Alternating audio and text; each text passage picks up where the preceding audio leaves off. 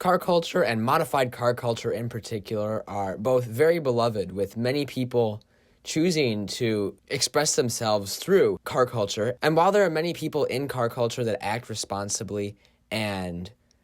care for others and just want to have a good time and see other people grow and succeed too, there's a growing minority of people in car culture, especially in 2023, that are more toxic and seem to care less for others than themselves. And I think that this can be attributed to multiple things, especially with the growing popularity of social media like TikTok and Instagram, and car culture's growing popularity on those sites, and the technology that now allows people to publish their opinions and gain attention online. And I'd be a hypocrite by saying that I haven't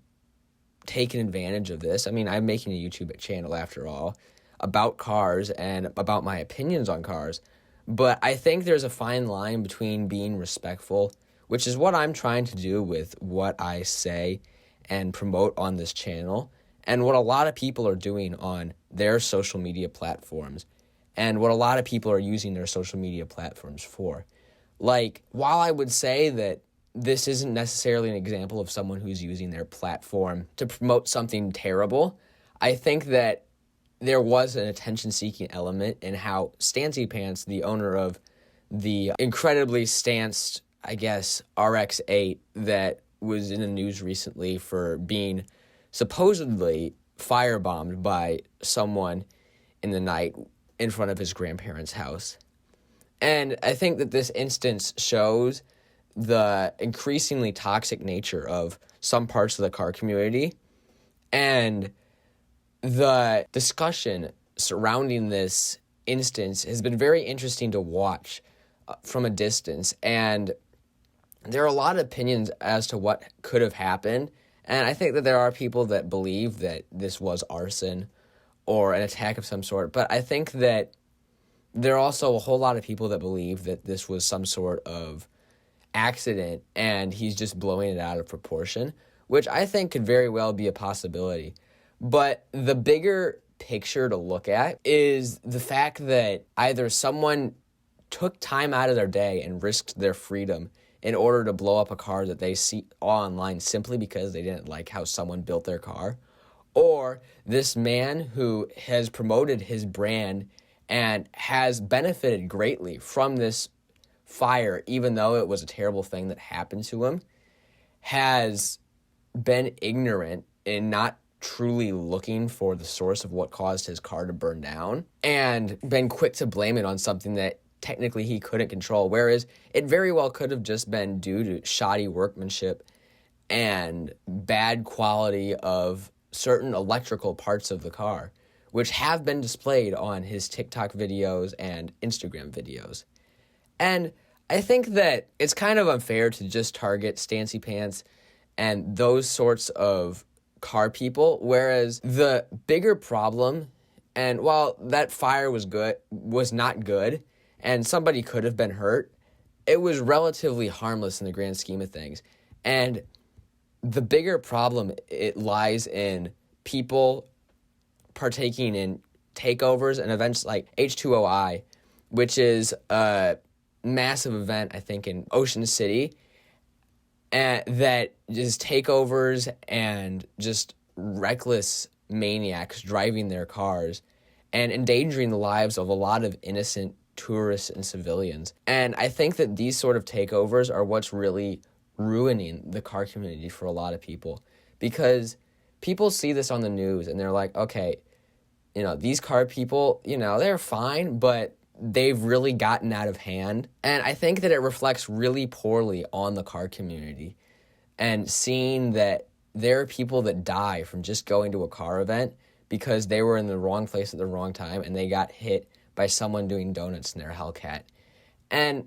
I think that these things have most definitely spread with social media. And I think that social media has been a net positive for the car community, and it has helped promote it in a lot of ways that weren't originally possible with just traditional forms of print media and television. But it is also really given a platform to the people that promote these takeovers and the sort of clout chasing behavior that follows a boom in the car community and the amount of people that are focusing on the car community. And in one of my older videos, I kind of commented on modified cars in general and how I think that they were and still are experiencing something of a renaissance. And while I will say that it's really easy to focus on the bad stuff about the past few years in the car community with the crazy prices and these newer clout chasing and just plain dangerous activities that are going on, it's also important to focus on the people that are doing good and using their platforms to lift other people up and bring more prosperity to the car community. And the people that are just plain out innovating and just chasing their dreams. And I think that that's always been the great thing about cars in general, is they brought people together. And I think they will continue to. The car community is just kind of going through a period of reckoning. And it'll be interesting to see how we come out the other side. I've also got one more, slightly more personal thing to add in regards to this YouTube channel and the direction that it may be taking in the next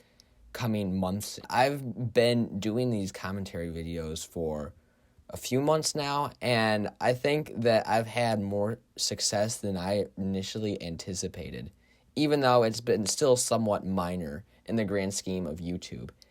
And with that, I think that it's time for me to maybe make a little bit of a pivot into stuff that I may feel a little bit more comfortable doing, or something that I'm just slightly more interested in, which will be a little bit of more of a shift towards more, I guess, lighthearted or laid-back content as opposed to the more serious commentary videos. And I'd also start to like making some more documentaries and maybe even go to a car show or two and just film that. And I think that I'll still make these sort of commentary videos, but they'll be a little bit fewer and further in between other types of videos. And depending on how those other types of videos do, I might just transition mostly away from these commentary videos.